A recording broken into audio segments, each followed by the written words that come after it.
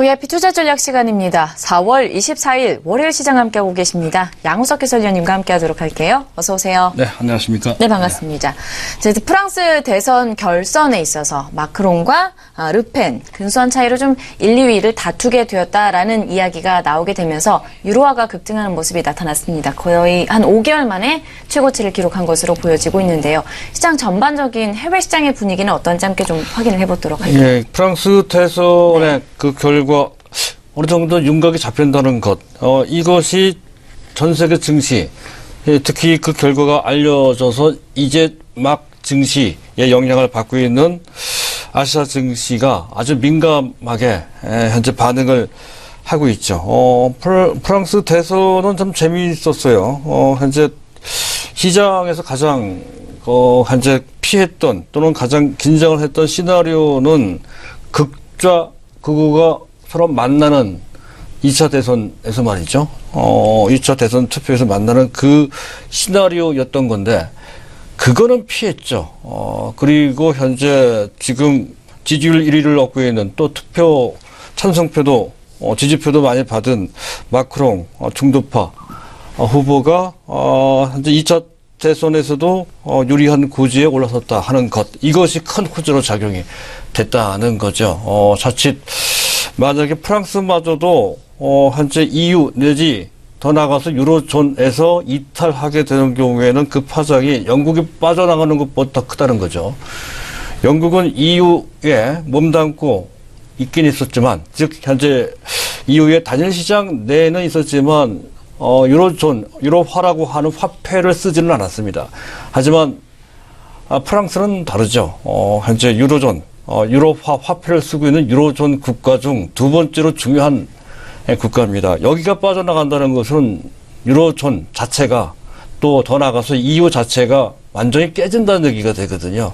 상당히 위험했었던 그런 상황이었다는 건데요. 그런 위험천만한 상황을 벗어났다라고 하는 것, 사실은 이 위험성이 상당히 지대한데도 불구하고 글로벌 증시는 워낙 위기들을 많이 겪은 나머지 이런 위기에 대한 내성이 상당히 좋아졌죠. 그래서 그 파장이 시장에 별로 알려지지 않았지 여태까지 있다가 내심 약간 긴장했던 곳에서 지금 현재 이 문제 어느 정도 가닥에 잡히는 것을 확인을 하고, 자, 현재 일본 증시도 또 우리 증시가 지수가 탄력적으로 올라간 것은 아닙니다만 판도 측면에서 극명하게 엇갈리는 그런 모습으로 그 상황을 적나라하게 반영을 하고 있죠. 이 부분은 말씀을 드렸습니다. 대형주 장세가 펼쳐질 소지가 높다는 것이죠. 그래서 오늘 우리 증시 XSP 지수의 탄력이 아주 센 것은 아니지만 그 반면에 코스닥 지수가 1.2% 이상 급락하는 것은 바로 그 시장, 특히 글로벌 시장, 금융시장의 환경을 반영하는, 즉 전체 판도 측면으로 봤을 때는 말씀드렸듯 중소형주 장세가 4월 달 내내 펼쳐졌다가 이번 이벤트를 계기로 해서 대형주 장세로 전환되는 그런 상황일 가능성이 높다는 관점으로 봐야 될 것 같습니다. 자, 오늘도 환율부터 보도록 하겠습니다. 달러 인덱스는 99.51. 큰 변화가 없지요. 유로화 가치는 역시 마찬가지로 큰 변화 없이 현재 1.07달러 정도 수준이고요. N달러 환율이 약간 요동을 칩니다. 지난 주말 대비로는 지난 주말에는 100.9.1 N 정도 수준, 그 전날 대비로 0.2% 정도로 밋밋하게 움직였던, 그렇게 마감이 됐던 N달러 환율이 오늘 장중에 110엔 때를 돌파합니다. 전일 대비 약 1% 남짓, 현재 지금 N달러 환율이 올라갔다는 거죠. N달러 환율이 올라갔다는 것은 엔화 가치가 절하됐다는 뜻이죠. 다시 N조로 돌아서는 그런 모습. 이것은 일본 증시의 큰 호재가 됩니다. 그래서 일본 증시가 그에 맞춰서 급등을 하고 있는, 급반등을 하고 있는 그런 모습이 나타나고 있고요. 우리나라 원달러 환율, 원화 환율도 보도록 하죠. 현재 일단 개장 초에는 1,039원 정도에서 시작을 했던 것이 지금 현재 1,030원 정도 수준으로 더 내려갔습니다. 원달러 환율이 말이죠. 원화 환율은 현재 1,027원, 전일 대비 거의 14원 정도 빠진 상태. 현재 약간 1,030원 정도, 그 정도 수준에서 움직입니다만 어쨌든 전일 대비 10원 넘게 하락한 상태. 원달러 환율이나 원엔 환율이 내려갔다는 것은 현재 그 해당 통화 대비 우리나라 원화 가치가 원화 가치가 올라갔다는 뜻이죠. 원고 방향으로 움직였습니다. 엔화는 현재 N저 방향으로 움직이고요. 원화는 현재 절상 방향으로 움직였습니다. 그것은 그만큼 글로벌 시장 환경, 그중 금융 환경이 현재 위험 자산을 취하는 쪽으로, 즉 현재 안전 자산보다는 위험 자산 선호도가 높아진 쪽으로 바뀌었다 하는 것을 뜻하는 것이고요. 이거 하나만 보더라도 현재 장세가 현재 대형주들한테 또 지수한테는 유리한 그런 장세로 바뀌고 있다는 것을 알 수가 있습니다. 그래서 환율이 중요하다는 것이죠. 그래서 계속 제가 환율을 말씀을 드리는 거고요. 어쨌든 그런 식으로 원달러 원엔 환율을 통해서 알 수 있듯이 현재 원화 가치가 올라간다는 것은 당장 수출 경기에는 부정적으로 작용은 한다 하더라도 우리나라 금융시장, 그중에서도 증권시장이나 채권시장에는 외국인들이 들어온다는 뜻이 되죠. 조금 더 현재 들어올 수 있는 환차익과 관련된 여지까지 현재 주어진 그런 상태입니다. 그래서 이것만 봐도 현재 외국인들의 컴백이 어느 정도 강도로 어느 기간 동안 지속될지에 대한 윤곽을 잡을 수 있다. 이렇게 이제 말씀을 드릴 수가 있겠고요. 자, 그럼 위안화 환율입니다. 6.8701입니다. 전일대비 0.0144 위안만큼을 내렸습니다. 원화 환율이 절상되는 것과 마찬가지로 위안화 환율도 아마 글로벌 환경을 좀 반영한 것 같습니다. 0.21%만큼 절상시켰다는 것이죠. 우리나라 원화가 절상되는 것과 그 맥락이 같다. 이렇게 볼 수가 있겠습니다. 여기서 우리가 한 가지 봐야 될 것은 최근에 한 달러 가치, 달러 인덱스가 현재 지금 99 정도 수준에서 크게 움직이지 않은 채 현재 밋밋한 움직임을 보이고 있죠. 일종의 달러 가치가 방향을 잡지 못한 채 딜레마에 빠진 상황이다 하는 건데요. 기본적인 베이스, 즉 현재 전반적인 상황은 추세적으로 봤을 때 강달러 베이스에 있다는 것이죠. 그 요인이 있습니다. 강달러로 갈 가능성이 크다는 것이 되겠습니다. 일단 미국의 경제가 워낙 탄탄합니다. 또한 트럼프 정책 자체가 감세, 조만간 세제 개혁안이 나오죠. 4월 26일입니다. 현재 현지 날짜입니다.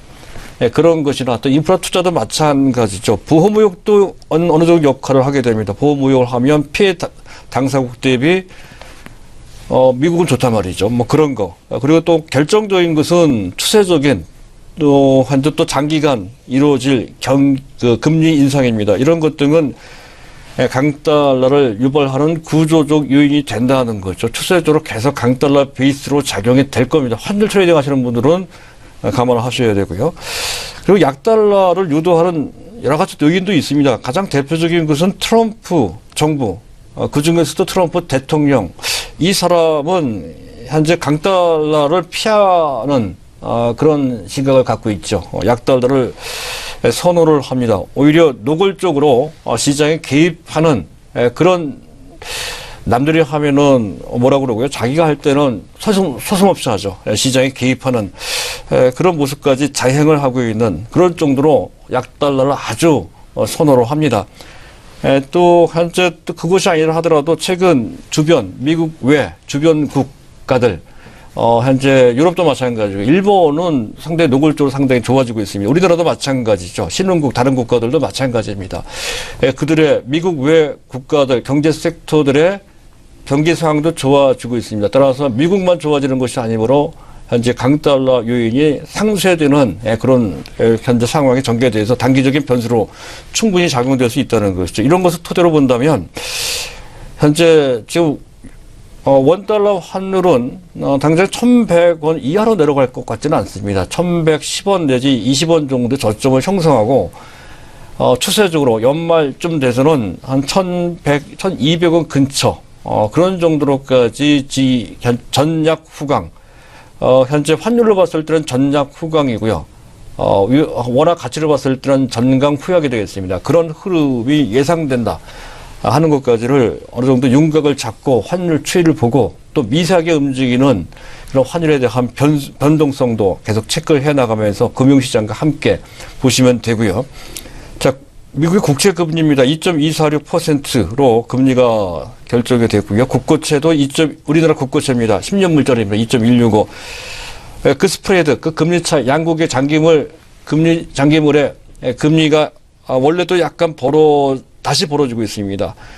시장이 안정화되고 있다는 것을 뜻하는 것이죠. 그리고 금값이 좀 올라왔는데 아마 약달러가 약간 나오면서 금값이 올라온 것으로 판단이 됩니다. 문제는 WTI 가격입니다. 현재 2.2% 추가 급락을 해서 결국에는 그냥 심리적인 마지노선이라고 했던 50달러마저도 내주고 말았습니다. 49.62달러가 됐다는 건데요. 이 부분을 좀 고민을 좀 해야 될 것 같습니다. 당장은 유가 하락과 관련돼서 더군다나 원화 가치가 올라가지 않습니까? 이런 상황임을 고려했을 때 우리가 대형주를 본다면 오늘 보니까 별로 올라가지도 않더라고요. 이쪽과 관련된 가장 큰 수혜 대상은 항공주가 됩니다. 이런 걸 좀 봐야 된다는 것과 그리고 또 단기적 일정 기간 내 현재 유가가 가파르게 내려가는 약간 시차 때문에 정제나 석유화학들의 현재 마진이 좋아집니다. 뭐 그런 것도 좀 감안을 할 필요가 있다는 것이죠. 그런데 문제가 되는 것은 이렇게 지금 현재 오펙과 또 현재 지금 러시아가 6월 달까지 감산 합의를 해 놓은 상태죠.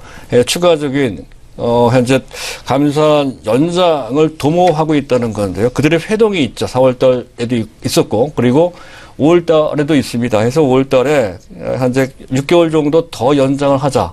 금년 12월 달까지. 이러한 의견을 현재 모으고 있는 그런 상태다 하는 건데 그럼에도 불구하고 미국의 원유 증산량이 상당합니다. 해서 그 상황을 보게 되면 미국의 원유 시추기가 급증 추세를 보이고 있다는 건데 가스 스치우기까지 포함을 해서 최근 857건으로 조사가 됐다는 거죠.